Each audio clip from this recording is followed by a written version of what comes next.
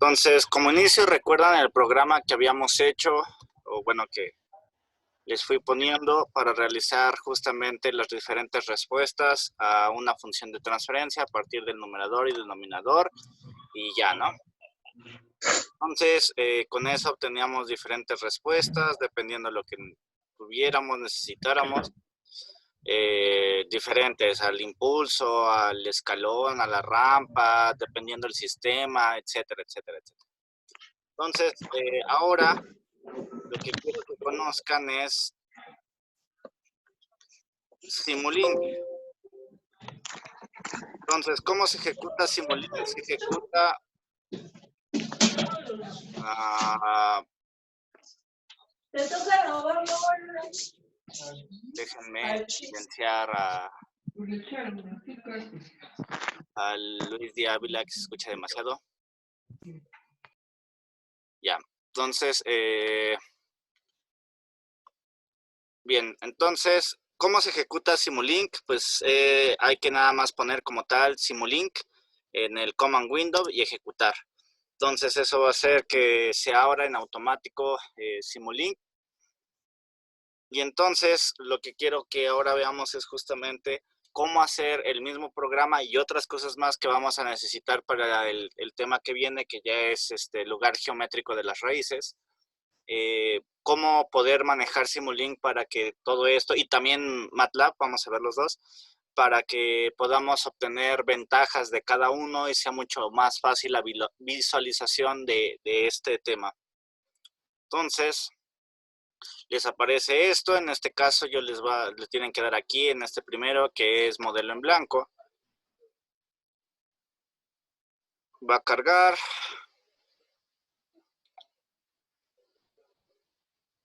Esperamos a que cargue.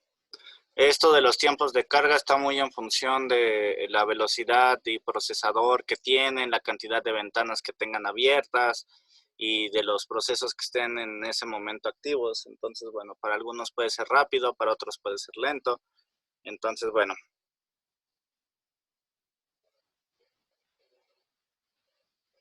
En mi caso está siendo un poquito lento, seguramente también por la grabación.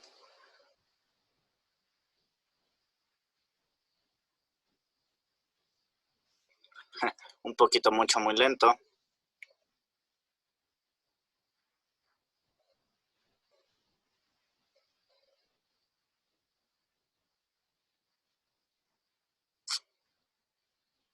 Ok, entonces ya, nos abrió esto. Entonces, esto justamente, esto sí es, ya es el ambiente de Simulink. En este ambiente de Simulink, pues bueno, Simulink a diferencia de MATLAB, MATLAB podemos programarlo de manera a código, o sea, a manera de instrucciones, y Simulink no, Simulink se programa a través de código gráfico. ¿Cómo es esto? Pues bueno, justamente por eso les comentaba que ya estuvieran para no estar aceptando tanto a los participantes, pero bueno. Entonces, aquí tienen este recuadrito que si ustedes lo dejan ahí, dice Library Browser, le dan clic y entonces les va a salir una paleta donde van a poder ver absolutamente todos los, vamos a llamarlos comandos que Simulink tiene, es decir, todos los bloques que podemos utilizar para nosotros realizar un programa.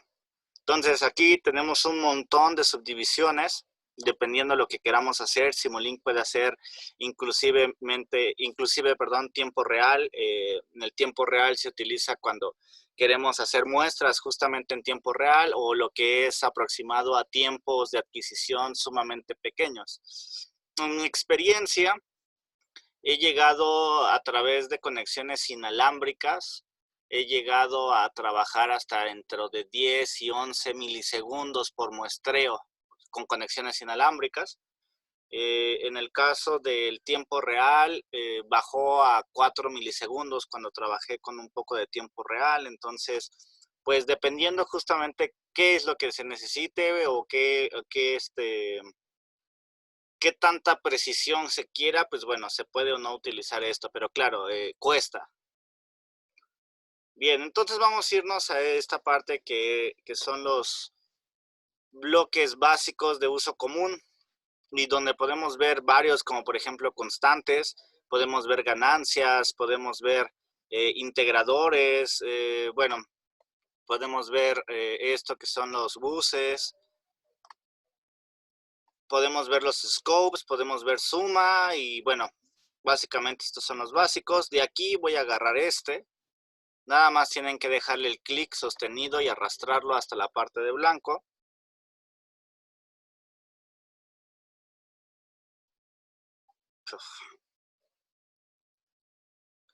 Ya está, entonces bueno, voy a utilizar ese, voy a utilizar el scope. Y de momento eso es todo, son los que voy a utilizar. Entonces,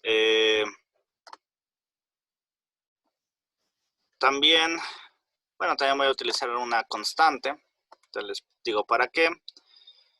Y entonces vamos a armar el diagrama bloques. Como estamos trabajando en lazo abierto, perdón, este ahorita no es necesario. Entonces vamos a trabajar con justamente esta parte que son continuous. Y entonces en continuous podemos ver este bloque que dice transfer function. Si utilizamos el transfer function, pues es justamente, podemos asemejar un diagrama a bloques, ya saben cómo, justamente en donde tenemos nuestra planta, que es esta transfer function. Entonces, y vamos a poner este scope por aquí. Aparte de eso, voy a obtener también un multiplex, bueno, voy a utilizar este que es el boost creator. Y bueno, luego vamos a utilizar diferentes referencias. Y aquí donde dice sources podemos obtener diferentes cosas. Por ejemplo, la constante que ya la había obtenido. También podemos, si bajamos, podemos obtener la rampa. Podemos obtener otro tipo de ondas, por ejemplo, números aleatorios o una secuencia repetida. Tenemos un generador de señales, que en este caso no lo voy a utilizar. Perdón. Entonces, voy a utilizar el seno, por ejemplo, y también un step, un escalón. Entonces, tengo todos estos. Y bueno, cada bloque, si ustedes le dan doble clic, pueden sacar sus especificaciones o donde pueden modificar si es necesario. Y por ejemplo, si nosotros tenemos una planta de primer orden, por ejemplo esta, entonces pues lo cambian. Recuerden que la parte de la primera es el numerador, la parte de abajo es el denominador. Entonces vamos a cambiarlo a algo de este estilo, por ejemplo. Y entonces lo que voy a hacer es conectar, por ejemplo, qué es lo que quiero que primero entre. O repetir si quiero. Primero voy a conectar uno, entonces voy a conectar una constante, el 1. ¿Cómo se conecta? Ustedes agarran donde están las flechas y hacen clic sostenido y lo arrastran hasta donde lo quieren conectar. Una vez que ya esté conectado, cambia el rojo y se pone directamente en negro. Luego, lo que quiero es comparar mi referencia contra mi salida, entonces pongo este cable aquí y esto lo conecto al scope. Entonces, lo que estoy haciendo es directamente poner un visualizador, que es el scope, que es para ver nuestra salida, comparándola justamente con la referencia, en este caso una constante. Bien, eso es por un lado. Por otro, pues aquí podemos modificar el tiempo de simulación y en esta parte nosotros podemos correr nuestro programa. Entonces le damos Run.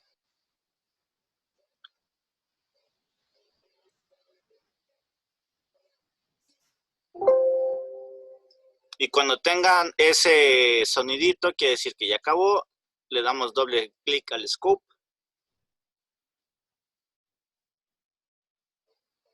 Esperamos a que aparezca. Y ahí está. Entonces, en azul justamente tenemos el comportamiento de la salida ante un escalón. Sabemos que los sistemas de primer orden llegan a la referencia si UDT o el escalón es igual a 1. Entonces, para que lo recuerden, o si la constante o la referencia es 1. En caso contrario, eso no aplica. Por ejemplo, si yo cambio esto a 5,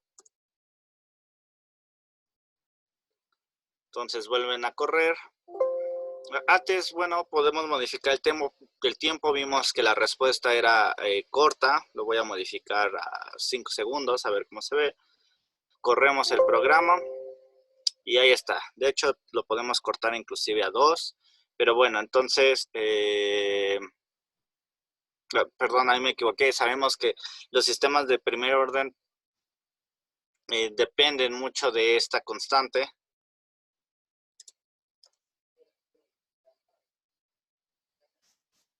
Entonces,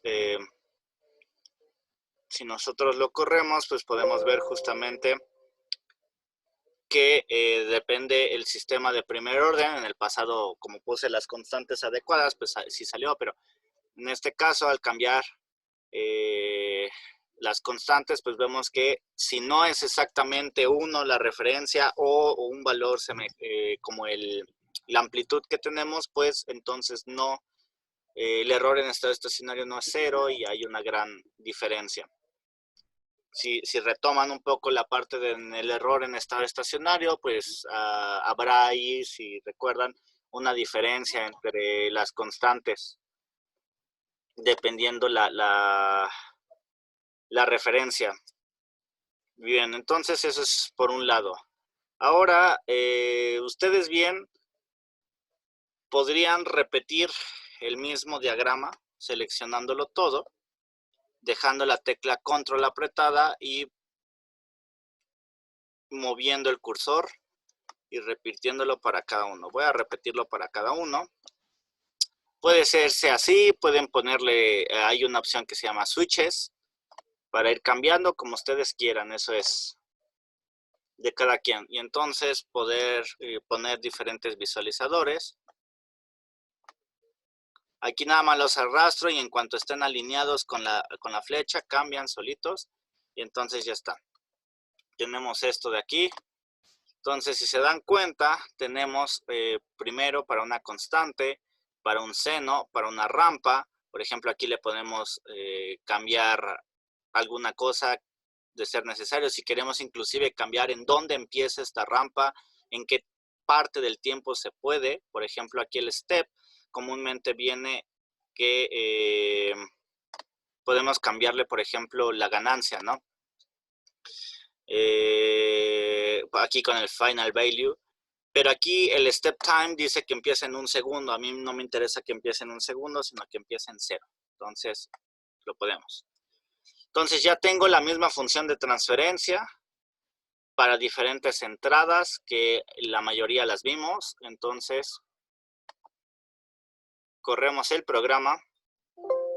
Y entonces vemos el primer scope, que ya lo habíamos visto, y pues sale algo de este estilo. Vemos el segundo scope, que es para una función seno, y podemos ver justamente aquí en azul, que es la respuesta a nuestro sistema, y en amarillo, que es nuestra función seno original. Entonces es claro que seguimos teniendo error en estado estacionario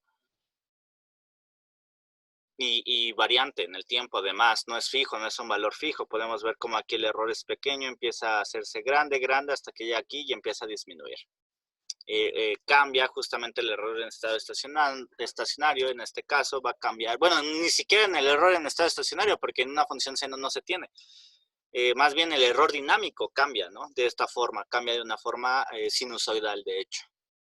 Luego podemos ver ahora el scope 2 y podemos ver la rampa, ¿no? Entonces vemos que en amarillo tenemos nuestra rampa original y en azul tenemos esta de aquí. Y aquí sí podemos ver inmediatamente que el error en estado estacionario es infinito, ¿no? O sea, cada vez crece y crece y crece y crece y crece y crece más. Y finalmente el del step, que es muy semejante al de la constante, que empieza justamente en 0 y bueno, nunca alcanza nuestra referencia. ¿Hasta aquí alguna duda? No. ¿no? No, profe. Ok. Bien, entonces eso es pues una de las partes más básicas de Simulink. Se pueden crear muchísimas cosas con Simulink, igual que con MATLAB. Y juntas, pues obviamente, pues se pueden juntar para hacer muchas cosas. Pero bueno, entonces vamos a regresar, por ejemplo, a nuestra función de transferencia que habíamos visto, que esta de aquí, que es una de orden 2. Y entonces podemos ver que es 2 entre s cuadrada más 2s más 2. Entonces voy a crear eso mismo como una versión aparte. Voy a copiar exactamente esto. Recuerden, control apretado, clic y desplazan para copiar. Y otro comando que también les podría servir es si ponen control espacio, lo que hace es hacer que la pantalla se ajuste a lo que tengan en código. Y entonces en cada uno de estos pues voy a poner el 2, era s cuadrada, más 2s, más 2. Recuerden que se tienen que meter coeficientes. Los coeficientes del numerador y los coeficientes del denominador. Entonces ponemos OK. Y ya está, ¿no? Nos sale justamente la s cuadrada más 2s más 2. Entonces podemos desplazar y podemos juntar tal cual aquí. A veces sale una función que dice reemplazar, en este caso no salió, entonces los borro y pongo la misma función aquí. Y directo ya vuelvo a copiarla y solito lo une rápidamente. Simulink hasta eso también nos ayuda a poder rápidamente alambrar nuestros bloques para evitar perder tiempo. Esa es una ventaja que salió en versiones relativamente recientes, a partir de la 2014 creo que tiene estas ayudas o una cosa de ese estilo, no recuerdo bien, pero bueno, ayuda bastante. Y entonces, pues acá en nuestro programa, pues habíamos visto la respuesta ante un impulso y la respuesta ante una rampa y el escalón unitario, por ejemplo. Entonces, vamos a hacer las mismas aquí y más, de hecho. Entonces, por ejemplo, corremos el programa. Y, por ejemplo, abrimos para esta, que es una constante de 5. Y pues vemos que en este caso es conveniente tal vez ampliar un poco el tiempo de simulación. Vamos a ponerle 10. Entonces ahí está. En este caso, pues tenemos que si se llega a nuestra referencia, tenemos un máximo sobreimpulso. Y una cosa que tal vez no se veía en los videos pasados es que cuando nosotros utilizamos en MATLAB la función step, acá, en este caso, si ustedes se colocan en la función, le dan aquí en Data Cursor y entonces les da justamente esto que es la parte de la amplitud, por ejemplo, y el tiempo en donde se obtiene, que es una ventaja, una muy buena ventaja. A donde quieran y las cuantas quieran, ¿no? Solo como un dato que es útil cuando, por ejemplo, queremos hacer ciertos cálculos. Igual las pueden quitar si quieren. Ay, perdón.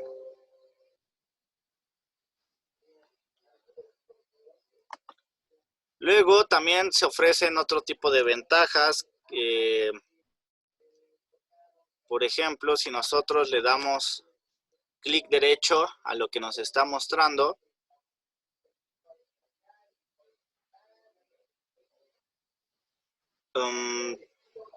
bueno, podemos hacer ciertos cambios de letra y demás, que bueno, eso es sirve luego para cuando tenemos que presentarlo, entonces es bastante útil. Voy a quitar estas.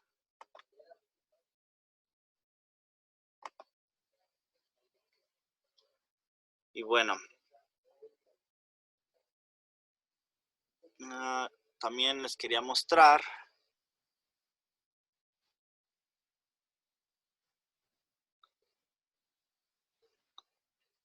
que que en MATLAB, en este cuadrito que lo podemos ver aquí, que dice Insert Legend, si nosotros lo apretamos, pues nos da el nombre de cómo graficamos nuestra señal. En este caso se llamaba, como aquí lo podemos ver, función de transferencia 2 o FS2, y entonces nos dice quién es quién. En caso de que tengamos que ocupar diferentes señales, diferentes gráficas, pues para poder diferenciar quién es quién cuando son múltiples colores. Eso es otra ventaja que nos ofrece la parte o la gráfica directamente de Simulink. Luego también se puede inclusive dibujar y hacer un montón ya de cosas sobre esta misma gráfica en el caso de que ustedes pues quieran jugar y demás. Bien, entonces regresando a Simulink. Regresando a esta gráfica de Simulink, pues bueno. ¿Qué salchicha es Perry? No, no es Perry. Ay. A ver, Javier, ya sabemos que no son salchichas, Perry, pero... Chismese uno, ¿no? Chismese uno. Listo.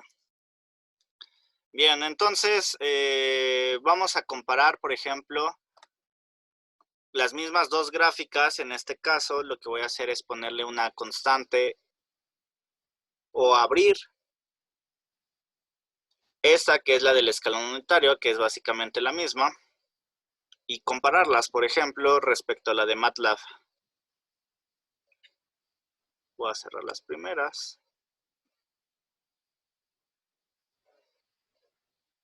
Entonces, la de MATLAB es esta, por ejemplo, y pues básicamente son lo mismo.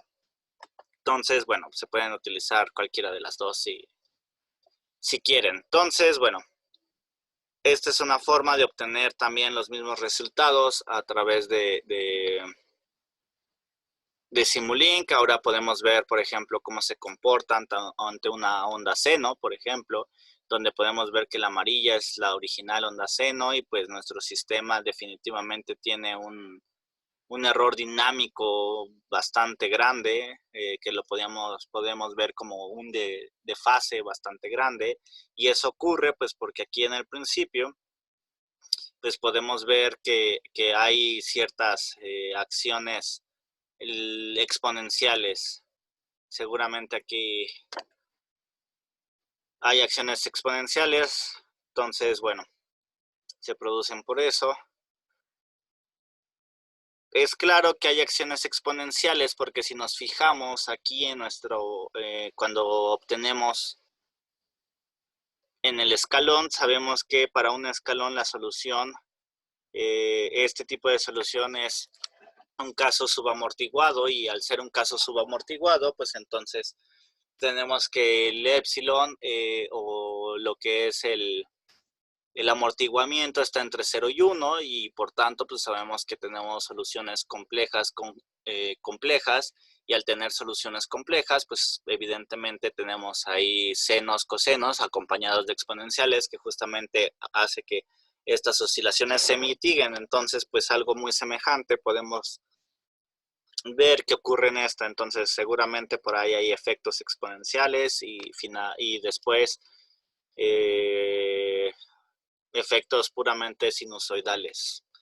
Luego podemos ver el de la rampa, y entonces pues bueno, ver que en un sistema de segundo orden pues se comporta así. Ya lo habíamos visto que para una rampa podemos obtener un error constante a través del tiempo, pero pues bueno, bajo ciertas condiciones y demás vimos cómo tratar de hacer que no haya tanto error cuando tenemos rampas. Bien, ¿hasta aquí alguna duda?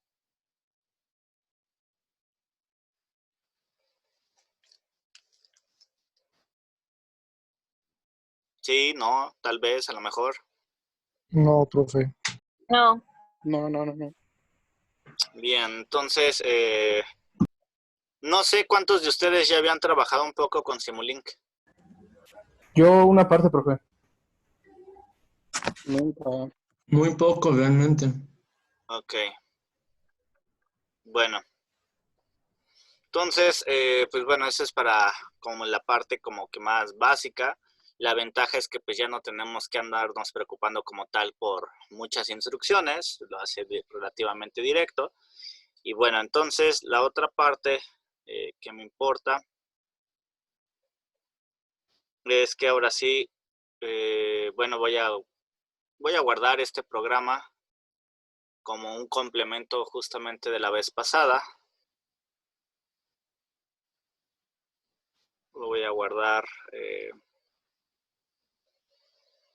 Acuérdense que a partir de esta semana, que es semana 4 de cuarentena, todos deben de crear una carpeta nueva que es semana 4. Bien, entonces aquí voy a poner introducción. Bueno, antes de eso,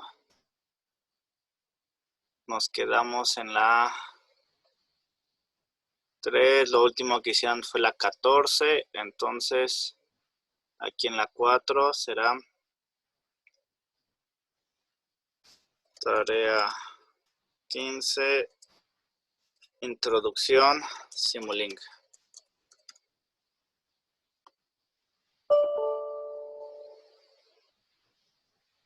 No.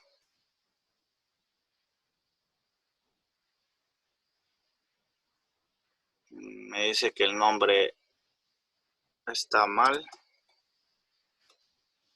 Simulink, bueno, cuando guarda no nos permite espacios. Uy, acentos, me parece que es el problema.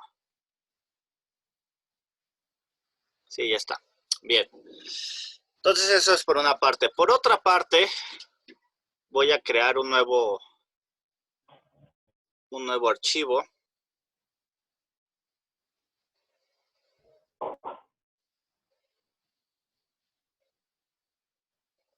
Voy a crear este nuevo archivo y entonces voy a recrear ahora sí, hasta aquí, hasta este momento, hasta el último tema que vimos, hemos visto completamente todo acerca de sistemas en lazo abierto. Hemos visto sus caracterizaciones y lo que podíamos hacer y lo que nos convenía o no, dependiendo las entradas y respecto a las salidas, condiciones bajo las cuales se podían alcanzar que el error en estado estacionario será 0, no en todas es posible y demás. Entonces, como no todo esto es posible en lazo abierto, ya sabemos que tiene ciertas restricciones, porque no con el lazo abierto, pues no tenemos una realimentación. Pues bueno, ahora lo que quiero es justamente recrear un lazo cerrado. Y antes, cierto, nada más a manera también de demostración.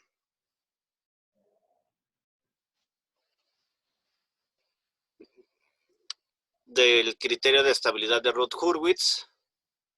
Nada más voy a agarrar esto mismo. No, este no.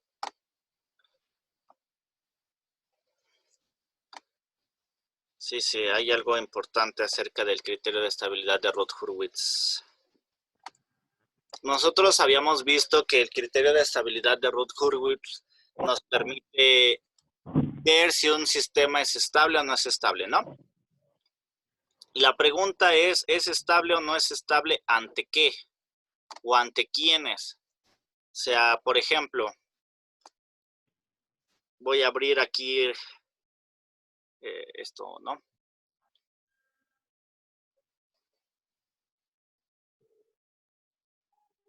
Por ejemplo, en uno de los ejercicios que hicimos la clase pasada,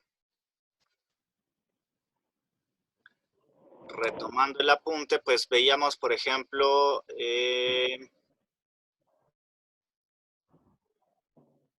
estos dos, no, estos no. No. Entonces tiene que estar acá.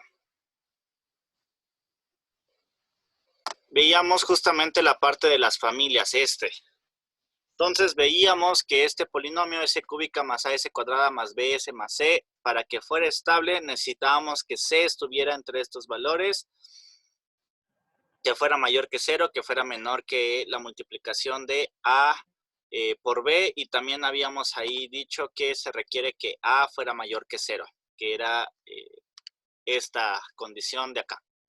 Entonces, si viendo eso, pues voy a hacer un polinomio como el que habíamos visto, de esta forma.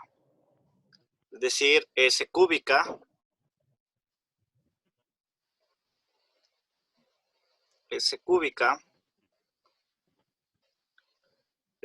era sola, aquí voy a dejarle un 1. S cúbica estaba sola, y luego teníamos AS, lo voy a dejar como 2, y después tenemos B, bueno, AS cuadrada, luego EC, lo voy a dejar también como 2, y C decía que tenía que ser positivo y menor que la multiplicación de A por B. A por B en este caso es 4, ¿no? Entonces, A por B, si yo le pongo 3, quiere decir que estoy cumpliendo con lo que se me pidió. Y entonces lo que quiero que vean es, voy a correr el programa ante un escalón. Aquí me faltó ponerle para que vean el multiplexor, el bus. Entonces, no.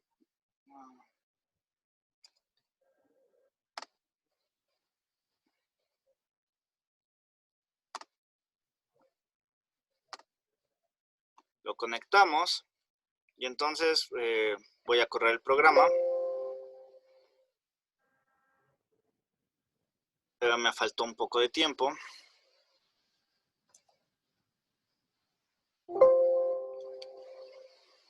Y entonces aquí esto, si se dan cuenta, esto es un sistema completamente subamortiguado.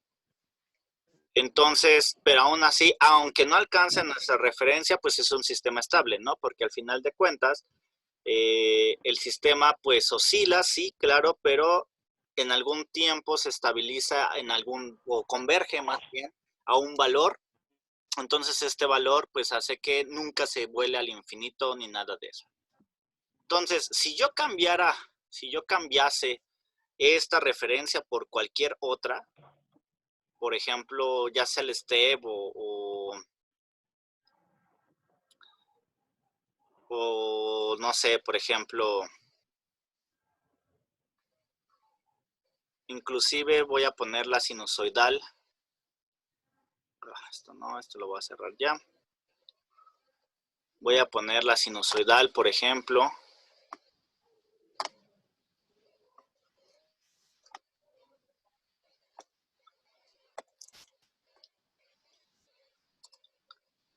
Entonces voy a poner esta.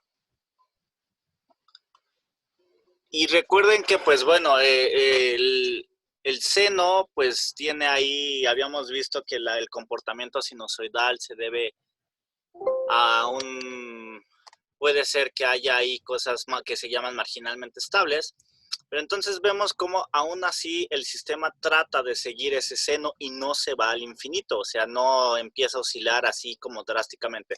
Otra cosa es que podemos ver esta parte, en lugar de verla como curvas bonitas, lo vemos como achatado, como picos, y eso no corresponde. Eso es porque ahorita quiero un tiempo de simulación muy corto y no me importa el proceso, el procesador o cuánto proceso se requiera. Entonces, por ejemplo, para cambiar eso, está esto que dice Properties, este engrane, le dan carga.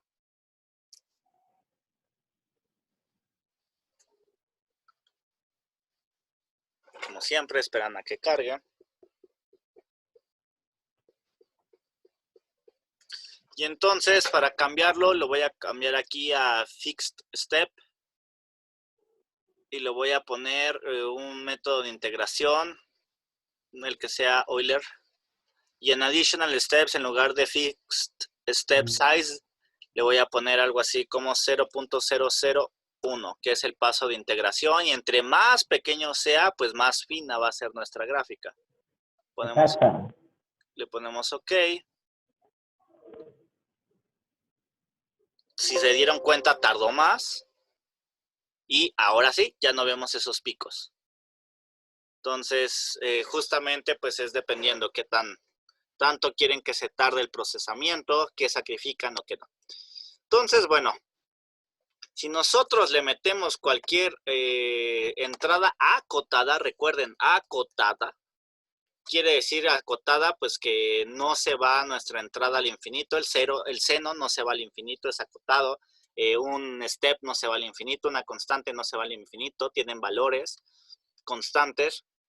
Entonces, pues habíamos dicho que el criterio de estabilidad de Routh-Hurwitz nos dice que eso, si es estable, no importa qué señal le meta, puede ser el seno, puede ser el step, puede ser una constante, qué señal acotada le meta, siempre va a ser estable mi sistema. Entonces eso es lo que nos dice y eso es una ventaja muy grande, no importando qué le esté metiendo, que sea acotado, entonces el sistema va a ser estable. Si regresamos, por ejemplo, al caso del step, o sea, sin importar qué valores yo le meta,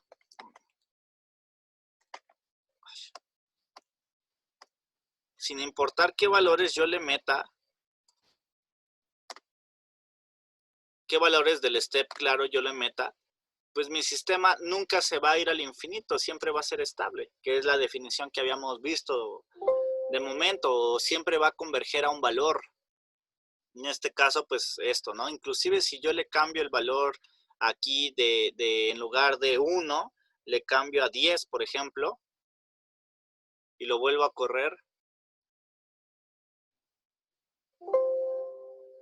Entonces, aún así, aunque se haya elevado nuestra referencia 10 veces, pues el sistema sigue siendo estable. Reitero, estable significa que no me estoy yendo o que no se está volando mi sistema hacia el infinito, burdamente, que es la de vivo-estabilidad que habíamos visto. O en otras palabras, que converge a un valor, ¿no? Que converge justamente a este valor en tiempo infinito, ¿no? Entonces, son dos cosas por separado para que lo consideren. Sin embargo, vimos que 2 por 2 es 4. Si este valor C es mayor, o sea, 5, habíamos visto que Routh-Hurwitz nos dice que eso ya es inestable. Entonces, si lo vemos, justamente vemos esto, que ahora el sistema empieza a oscilar, pero estas oscilaciones empiezan a ser más grandes y más grandes y más grandes y más grandes y seguirán aumentando. Entonces, lo que nos está diciendo es que es inestable, no importando qué señal le metan. Por ejemplo, una sinusoide